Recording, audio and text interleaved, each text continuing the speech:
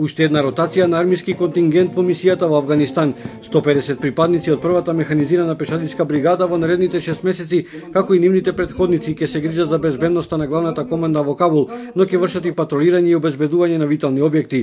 Даниела Ѓоргиовска е меѓу 5 девојки кои што се дел од контингентот. Овој е втора мисија. Искуството е драгоцено.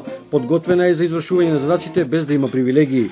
Сметам дека треба да се осеќаме равноправни, затоа што више стануваме член. И сметам дека сме доследни да представиме како женски персонал една ваква мисија и не би требало да има никакви попуст.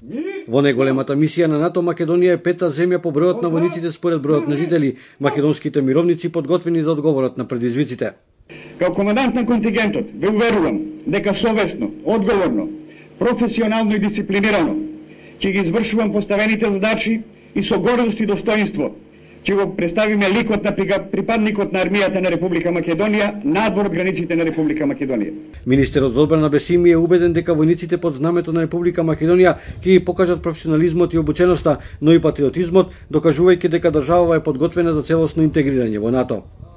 Ние сме скромни, но со оглед на тоа што го располагаме, со нашиот капацитет, ќе го дадеме најголемиот квалитет, најголемиот придонес.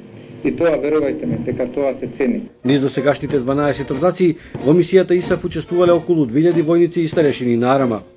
Евентуалното повлекување на македонскиот армиски контингент од Авганистан ќе биде во координација со коалициските сили. Во секој случај, велат од одбраната, Македонија во мисијата ИСАФ останува се додека тоа е потребно. Покрај пешадиската чета, во Авганистан Арама е дел и од тимот од земјите од А5 групата, што се грижи за обука на авганистанските безбедносни сили.